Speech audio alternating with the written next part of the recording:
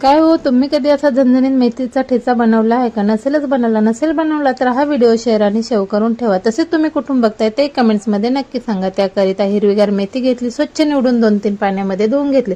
4 हिरव्यागार मिरच्या घेतल्या, त्याचप्रमाणे भरपूर सारा लसूण घेतला व चवीनुसार मीठ घेतले. सर्व साहित्य काढून घेतल्यानंतर पाट्यामध्ये सर्व साहित्य घालून घेतले व ठेचून घेतले.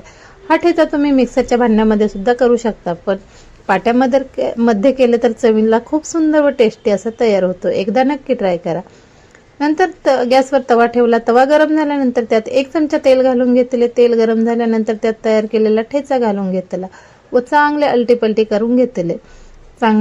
चांगले अलटीपलटी करून झाल्यानंतर त्यात 3 चमचे भाजून घेतलेल्या शेंगदाण्याचा कूट घालून घेतला व तोही चांगला मिक्स करून घेतला.